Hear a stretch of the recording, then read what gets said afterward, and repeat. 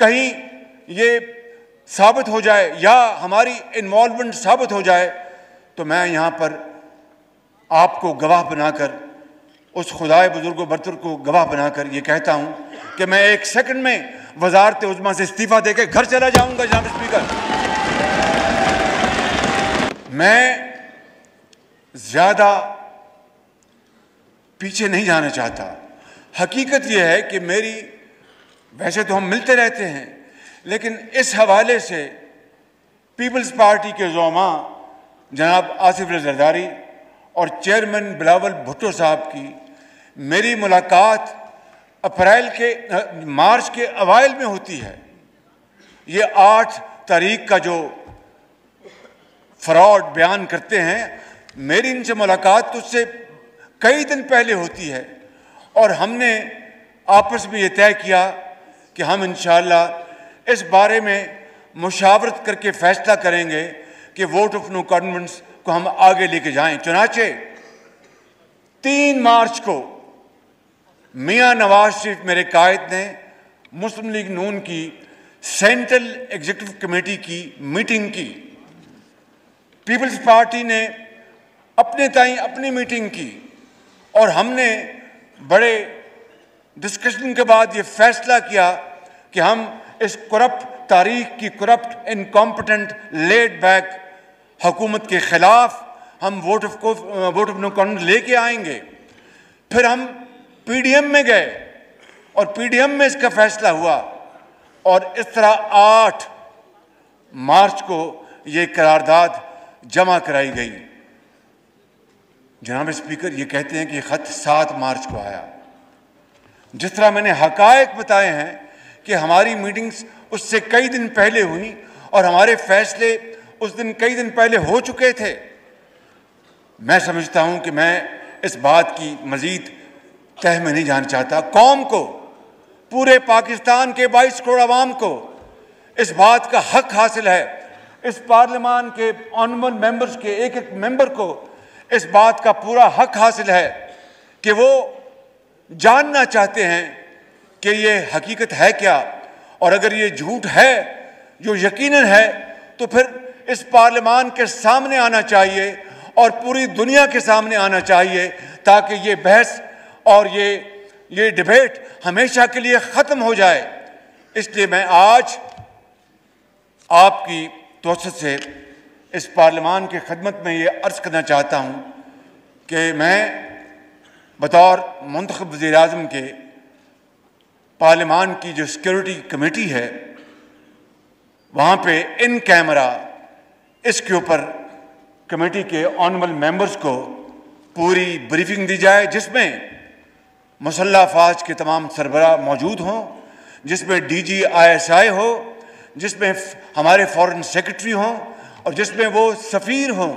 जिन्होंने ये ख़त लिखा और उसके बाद ब्रसल्स उसकी ट्रांसफ़र हो गई। मैं समझता हूँ कि हमें फिलफौर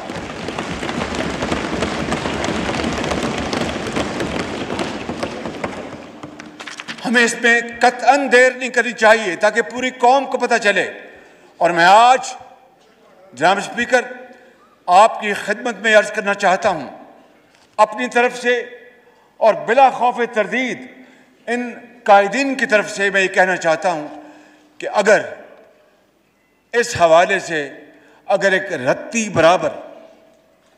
जनाब स्पीकर, अगर even an iota of any shade of evidence खुदा न खास्ता आ जाए कि हम किसी बैरूनी साजिश का शिकार हुए या खुदा न खास्ता बैरूनी किसी ताकत के हमें वसाइल मिले, जिस तरह के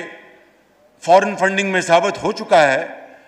ये अगर खुदा न खास्ता एक धेले की कहीं ये साबित हो जाए या हमारी इन्वॉल्वमेंट साबित हो जाए तो मैं यहाँ पर आपको गवाह बनाकर, उस खुदाए बुजुर्ग बरतर को गवाह बनाकर ये कहता हूँ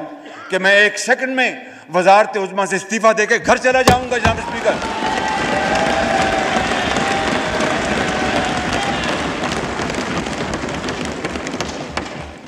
इसलिए मैं समझता हूँ कि ये बहस आज ख़त्म हो जानी चाहिए। मैं इंशाअल्लाह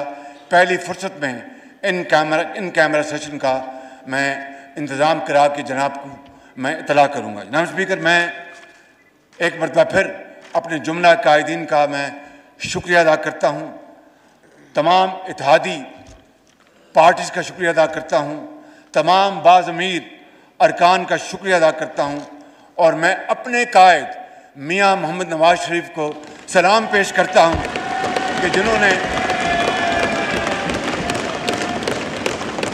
जिन्होंने इस सारे मामले में मेरी मुकम्मल रहनुमाई फरमाई। और जनाब स्पीकर, बिलाशुबा हमें इस मौके के ऊपर हमें ज़राए अबलाग, सोशल मीडिया, तमाम सहाफ़ती इदारों, तंजीमों, प्रेस क्लब्स और सिविल सोसाइटी के उन आइन परस्तों, खौफ और लालच से बेनियाज उन अफराद को, उन जमातों को मैं समझता हूँ कि उनका भी हमें दिल की अथाह गहराइयों से उनका शुक्रिया अदा करना चाहिए कि उन्होंने इस बार इस वक्त आइन और कानून का पूरा साथ दिया और ये जमहूरी अमल को आगे बढ़ने में पूरी मदद की। इस हवाले से मैं समझता हूँ कि मुल्क भर की वकला बरादरी, Pakistan bar council, supreme court bar association समेत तमाम बार्स का हम दिल की गहराइयों से शुक्रिया अदा करते हैं कि वो हमारे इस बैटल में हरावल दस्ता थे और उन्हें हर जगह उन्होंने पूरी तरह रहनुमाई की। और जब मौका मिला तो फिर वो सुप्रीम कोर्ट में आज खुद उन्होंने पिटिशन दाखिल की, सुप्रीम कोर्ट ने खुद सो मोटो एक्शन लिया। लिहाजा मैं पूरे मुल्क में कि तूलो अर्ज़ में फैले हुए